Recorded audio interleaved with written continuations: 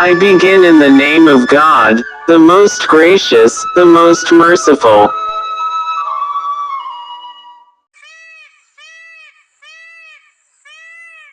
میرے دل میں یہ خیال تو آ رہا ہے کہ شاید یہ مجھے بلائیں، ان کے والد صاحب کوئی پیسے ویسے دے دیں مجھے، اس کی اجرت دے دیں تاکہ میرے لیے ایک دو وقت کی روٹی کا انتظام ہو جائے، ٹھکانہ مل جائے.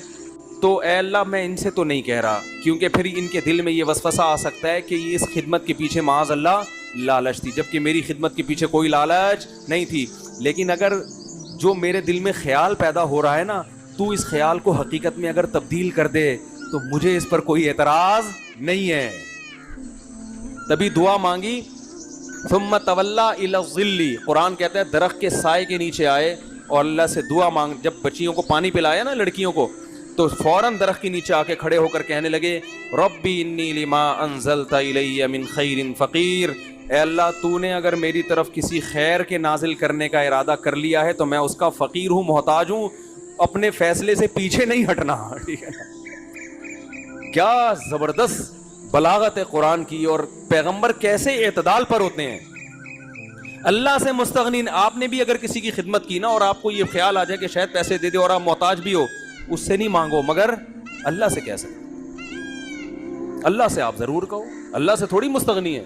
تو اللہ نے آپ کی دعا ایسی قبول کی کہ ان کے والد نے تو کہا تھا، بچیوں کو بھیجا کہ جاؤ اس نوجوان کو ہم اجرت دینا چاہتے ہیں. والد بھی یہی چاہتے تھے ان کو اس کے پیسے دیں، غیرت مند تھے نا بھئی، ایک نے خدمت کی اگرچہ بغیر اجرت کی ہے، لیکن ہم بغیر اجرت کے خدمت نہیں لیتے، ہم معاوضہ دیتے ہیں. یہ غیرت مند ہونے کی علامت ہوتی ہے. اور جو بے شرم ہوتے ہیں ایک نمبر کے، وہ مزدوروں سے ڈبل کام لیتے ہیں اور پیسے جو اس کی اصل بنتی ہے نا وہ بھی کم وقت 2 مہینے ڈیلے کر دیتے ہیں. ایسے بھی مارکیٹ میں آپ کو بے شرم ہول سیل کے حساب سے ملیں گے. ادھر موسیٰ علیہ السلام کے جو سسر تھے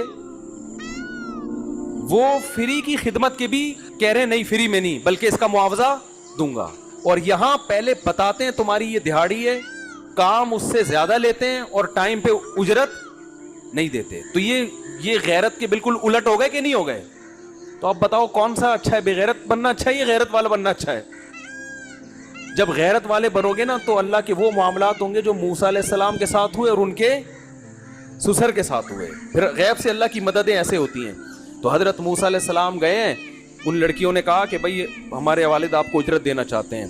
اور وہ اجرت جب پورا انٹرویو ہوا تو حضرت وہ جو انہوں نے تو کہا میں اپنی ایک بیٹی آپ کے نکاح میں دینا چاہتا ہوں. پورا گھر کا انتظام ہو گیا کہ نہیں ہو گیا؟ بھائی شادی بھی ہو گئی، ملازمت بھی مل گئی، بھی بکریاں چرانی ہے، کھانے پینے کا بھی انتظام، بیگم بھی مل گئی، مسافر کو اور کیا چاہیے بھائی؟ سارے انتظامات ہو گئے. کیوں؟ دعا بڑی تگڑی مانگی تھی.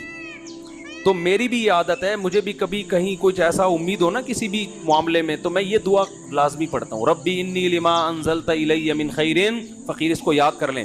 کہیں آپ کو امید ہو نا کہیں سے کچھ ملنے والا ہے آپ کو، تو آپ اور اس سے کہنا نہ چاہ رہے ہو آپ، تو پھر اس سے نہ کہیں، لیکن اللہ سے، اے اللہ اگر اس کے دل میں خود ہی خیال آ جائے تو میں تیری رحمت کا بہرحال محتاج. Subscribe and share and like and comment, but now as you like.